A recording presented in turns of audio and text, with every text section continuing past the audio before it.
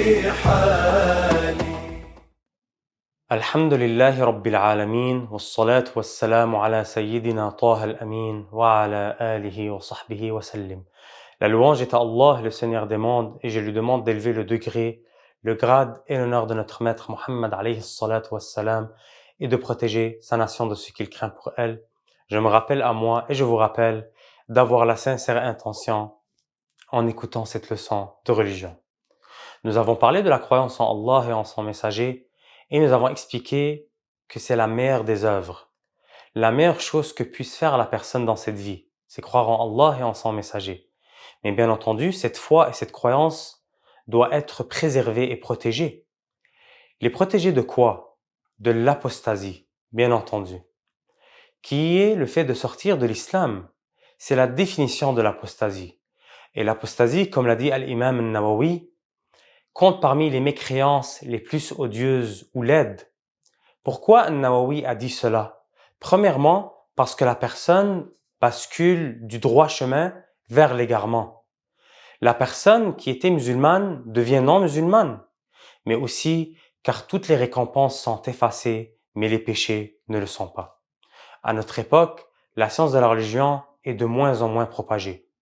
En tout cas, moins qu'avant. Et donc, moins de personnes sont savants dans leur religion. Et donc, moins d'attention est donnée à ce qui est dit et fait parfois. Il arrive même que parfois des gens disent des mots qu'ils ne pensent même pas être un péché, mais en réalité, c'est de la mécréance et une sortie de l'islam. Et cela montre à quel point le prophète sallallahu alayhi wa sallam est véridique dans ce qu'il a dit. Il a dit alayhi salatu wa salam, Inna al-abda la yatakallamu bil kalimah, la yara biha ba'sa, yahwi biha fin nari sab'ina kharifa. Ce hadith est rapporté par At-Tirmidhi et ce qui signifie, certes, il arrive que l'esclave dise un mot dans lequel il ne voit pas du mal, mais à cause duquel il chutera en enfer pendant 70 automnes. Et sachez que la distance de 70 automnes, ça veut dire 70 ans. Et c'est le temps que cela prend pour atteindre le fond de l'enfer et qui est réservé seulement aux non-musulmans. Et ici, il est très important de s'arrêter et de souligner le fait que ce hadith est une preuve que certains mots qui peuvent sembler anodins à la personne qui les prononce sont en réalité des paroles de mécréance. Ce hadith est donc la preuve qu'il n'est pas une excuse, le fait de ne pas le savoir, donc de ne pas connaître le jugement religieux, ni que ce qui est une condition pour tomber dans la mécréance, le fait d'être satisfait de ce qui a été dit ou commis, ni avoir cru en la signification de ce qui a été dit. De même, la colère n'est pas une excuse. En d'autres mots, ne pas savoir le jugement religieux d'une parole de mécréance n'est pas une excuse. Il y a une obligation d'apprendre la religion, comme mentionné dans la leçon sur la croyance. Aussi, ne peut pas être satisfait de ce qui est dit ou commis n'est pas une excuse aussi. Si dans une loi d'un pays, on ne peut pas faire quelque chose, si on la commet, même sans être satisfait, nous pourrions être punis par la loi de ce pays. Dans la religion, c'est encore plus important. Aussi, ne pas croire en la signification de ce qui est dit n'est pas une excuse. Si quelqu'un insulte un de tes parents, mais te dit ne pas croire que son insulte est à sa place, tu serais tout de même en colère contre lui. Dans la religion, si la personne comprend ce qu'elle dit et que cette parole est de la mécréance, alors la personne aura commis la mécréance. Et même la colère n'est pas une excuse pour ne pas tomber dans la mécréance. Dans un autre contexte, si quelqu'un insulte un de tes parents car la colère s'est emparée de lui, tu ne lui donneras pas d'excuse. Dans la religion, la colère n'est pas une excuse. Sachez, mes frères et sœurs en islam, que l'apostasie est de 3 sortes, comme l'ont mentionné les savants des 4 écoles de jurisprudence, c'est-à-dire les shafi'ites, les malikites, les hanafites et les hanbalites. Ces 3 sortes sont l'apostasie par la croyance, par les actes et la parole. Nous allons citer quelques exemples de ces 3 sortes. Parmi l'apostasie par la croyance, on compte par exemple le fait de douter de Allah, de son existence, de sa puissance, de sa non-ressemblance avec la création, Nous pouvons également citer comme exemple le fait de douter au sujet de la véracité du prophète Mohammed alayhi salatu wassalam, ou encore douter du Coran, ou du paradis, ou de l'enfer.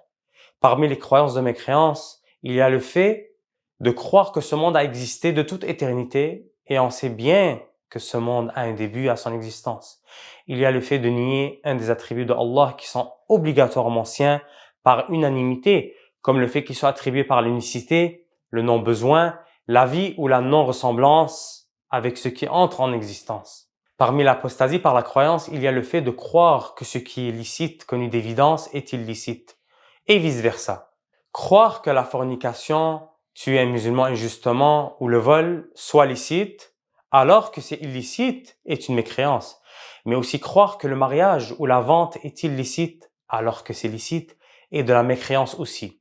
Aussi, il y a le fait de nier le caractère obligatoire de ce qu'il est par unanimité, comme les prières obligatoires, le jeûne de Ramadan et le pèlerinage, ou encore considérer obligatoire ce qui ne l'est pas par unanimité, comme rendre obligatoire un troisième cycle de la prière, raka'a, pour la prière du subuh, qui en a deux.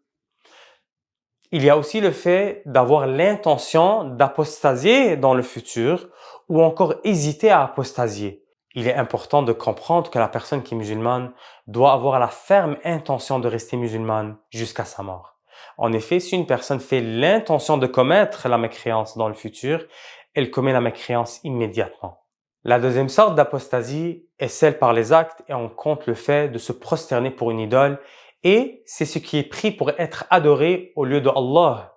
Il y a le fait aussi de se prosterner pour un autre être humain dans le but de l'adorer, c'est-à-dire dans le but de faire preuve d'une extrême soumission.